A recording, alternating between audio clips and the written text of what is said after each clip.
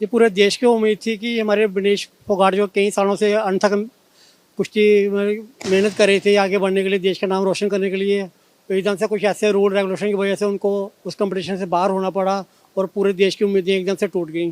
तो ये पूरे दुख की बात है और हम इस दुख की घड़ी में उनके साथ खड़े हैं। सबको उम्मीद थी कि इतिहास रचने वाला है, लेकिन बहुत दुख की बात है कि इतिहास रचने से पहले एक ऐसी घटना सुनने को मिली और बहुत आहत है प्रत्येक खिलाड़ी और पूरा देशवासी इस घटना से बहुत आहत है। ओलंपिक्स में गोल्डन मेडल बाउट से पहले भारतीय 50 किलोग्राम में जो रेसलर थी विनिशा फोगाट, उन्हें जो है डिस्क्वालीफाई कर दिया गया ओवरवेट के कारण। हमारे साथ कुछ रेसलर्स और उनके कोच मौजूद हैं जिनसे बात करते हैं।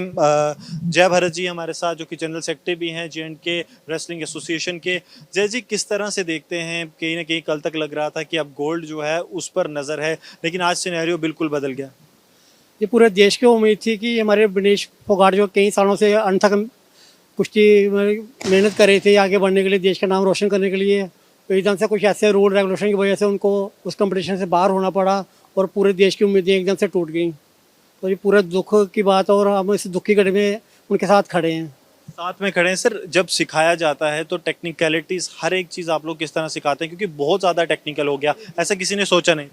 ये बिल्कुल ऐसा नहीं, ऐसा सोचा जाता है। पूरा टेक्निकल स्टाफ साथ में आता है, जो स्पोर्टिंग स्टाफ है उसमें हमारे डाइटिशियन साथ में रहते हैं, हमारे जो कोचेज हैं साथ में रहते हैं।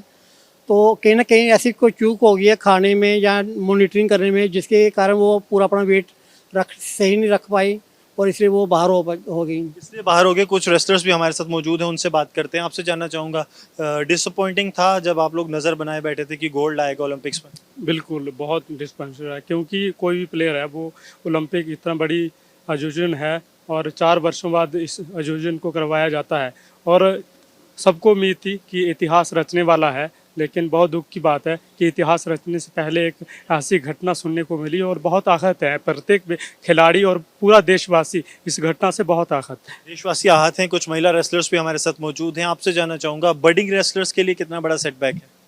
बहुत एक तो सर ये न्यूज़ सुनकर भी बहुत ज़्यादा बुरा लगा कि मतलब गोल्ड आते आते रह गया, फाइनल फाइट तक पहुंचकर भी सिर्फ 100 ग्राम से, तो बहुत बुरा लगा sir. As a women to women मैं बात करूं तो कितनी स्ट्रगल की विनेश फोगाट ने, हमारे लिए आइडियल है वो, हम उनको देखकर सीखते हैं कि बड़े होकर ऐसा प्लेयर बनना है। बट बहुत बुरा लगा सर ये जो चीज़ हुई है, बहुत बुरा लगा है। आपसे जानना चाहूँगा, कैसा फील हो रहा है? क्योंकि ऐसा लग रहा था कल की गोल्ड तो आ गया।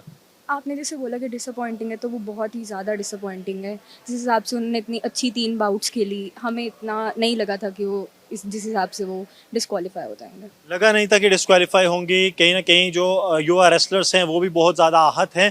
लेकिन एक बात ज़रूर है कि इनकी अभी भी प्रशिक्षण जो है वो लगातार यहाँ पर जारी है, क्योंकि ये एक सेटबैक जो है वो हो सकता है, लेकिन लंबी रेस के लिए ये लोग खुद भी तैयार हो रहे हैं और इन्हें उम्मीद है कि आने वाले दिनों में भी जो है अच्छी खबरें जो हैं वो आएंगी।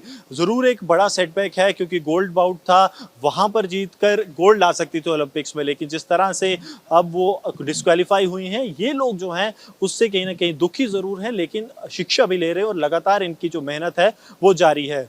सरजीवन कुमार के साथ Gursimran Singh, Republic media network.